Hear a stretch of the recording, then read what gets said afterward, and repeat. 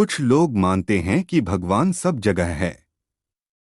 प्रत्येक मनुष्य में नहीं बल्कि प्रत्येक जानवर, प्रत्येक पेड़ पौधा, हर कण में भगवान विद्यमान है। जैसा कि हमारे शास्त्रों एवं पुराणों में भी कहा गया है, भगवान हर जगह है। जब भक्त बुलाते हैं वह आ जाते हैं। कुछ निराशावादी व्यक्ति है जो भगवान को नहीं मानते हैं। वह हमेशा बोलते हैं भगवान दुनिया में है ही नहीं। भगवान है तो उसे बुलाओ। भगवान दिखते कैसे हैं, भगवान रहते कहाँ हैं, इत्यादि। जैसा कि आप जानते हैं कि सफलता प्राप्त करने के लिए विश्वास होना बहुत जरूरी है। बिना विश्वास के कोई भी सफलता प्राप्त नहीं की जा सकती है। महाभारत के युद्ध में अर्जुन को विश्वास था कि मेरे साथ भगवान श्री कृष्ण है, इसलिए मैं हार नहीं सकता हूं, और वह जीत गया। एक विश्वास के बल पर ही आप बड़े से बड़े लक्ष्य प्राप्त कर सकते हैं। जैसा कि आप जानते हैं, जिन्हें विश्वास है उसे दुनिया की सभी सुख प्राप्त होते हैं। जो भगवान को मानता है उसमें विश्वास रूपी शक्ति होती है। भगवान सब जगह है। एक सच्ची घटना आपको सच्ची घटना बता रहा हूं जिसमें भगवान प्रकट हुए थे।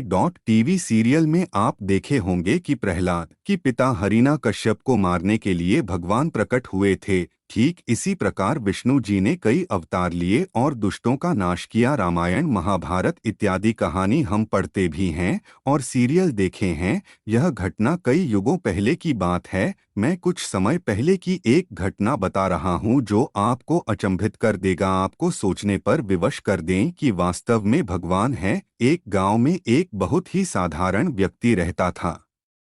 उसे भगवान पर अटूट विश्वास था। जब कोई व्यक्ति उसे हालचाल पूछता वह बोलते हैं ठाकुर जी जाने। उस गांव में एक ठाकुर जी का मंदिर था, उन्हें उन पर पूरा विश्वास था।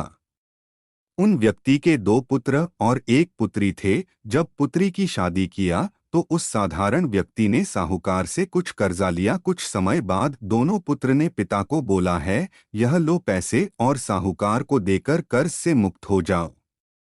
उस व्यक्ति ने जाकर साहूकार से कहा, यह लीजिए साहूकार जी आपका मूलधन और ब्याज, और मुझे अपने कर्जे से मुक्त करा दीजिए। साहूकार ने एक पेज पर लिख दिया कि आपका पूरा कर्जा ब्याज सहित प्राप्त हुआ, आप कर्जा से मुक्त है। साहूकार ने उस व्यक्ति से पूछा, इस पर क्या लिखा हुआ? उस व्यक्ति ने कहा, मैं तो अनपढ़ हूँ, जो लिखा है वह ठाकुर जी जाने। साहूकार समझ गया कि व्यक्ति बहुत सीधा है, उनके मन में लोभ आ गया। साहूकार ने उस व्यक्ति को कहा, अंदर जाकर एक गिलास पानी लेकर आओ। इसी बीच में साहूकार ने उस पर्ची को हटाकर एक पर्ची लिख दिया कि अभी मेरा कर्जा बाकी है। अंदर से व्यक्ति आया और पर्ची लेकर चला गया। कुछ दिन बाद साहूकार पैसा मांगने पहुंच गया। उस व्यक्ति ने कहा कि यह बात गलत है, मैंने आपको पैसा दे दिया है। मामला कोर्ट में चला गया। कोर्ट में व्यक्ति को बुलाया गया। व्यक्ति जोर जोर से रोने लगा और बोला कि ठाकुर जी जानते हैं कि मैंने उसको पैसा दे दिया। जज साहब ने पूछा, कोई गवाह है जिसने आपको साहूकार को पैसा देते देखा था? उसने कहा, हाँ ठाकुर जी है, ठाकुर जी ने मुझे पैसे देते हुए साहूकार को देखा था। जज साहब ने कहा, ठाकुर जी को बुलाया जाए। पुलिस वालों ने उस गांव में जाकर लोगों से पूछा, ठाकुर जी नाम का कोई व्यक्ति इस गांव में है? उसे कल कोर्ट में आना पड़ेगा। गांव वालों ने कहा, ठाकुर जी नाम का कोई भी व्यक्ति इस गांव में नहीं है, ठाकुर जी का मंदिर है। अब भगवान कैसे कोर्ट में पेश होंगे? अगले दिन अदालत की कार्रवाई शुरू हुई।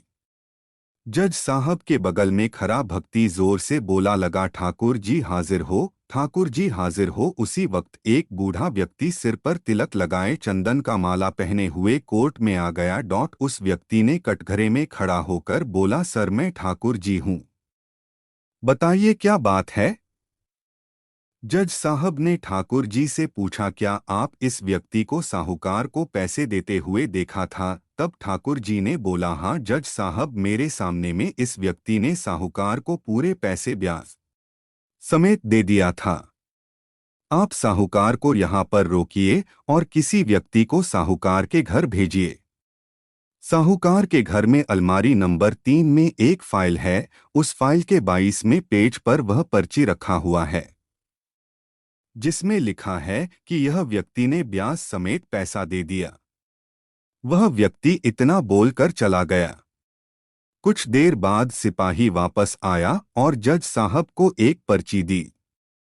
यह पर्ची जिसमें लिखा हुआ था कि पूरा पैसा ब्याज समेत मिल गया। जज साहब ने कहा, ठाकुर जी कहाँ गए, उनको बुलाओ।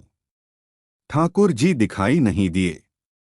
अगले दिन जज साहब उस व्यक्ति के गांव गया। पूरे गांव में खोजा गया। सभी व्यक्ति ने कहा कि वह वृद्ध आदमी इस गांव का नहीं था। जज साहब समझ गए वह वास्तव में ठाकुर जी यानी भगवान ही थे। जज साहब उसी वक्त अपने पद से इस्तीफा दे दिया।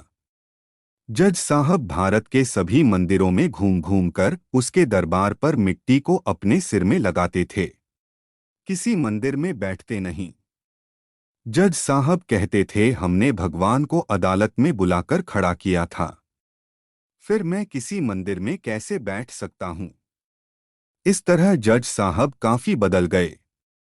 यह कहानी सच्ची घटना है। यदि आपको भगवान पर विश्वास है तो वह जरूर आपको बुरे वक्त में काम आएंगे।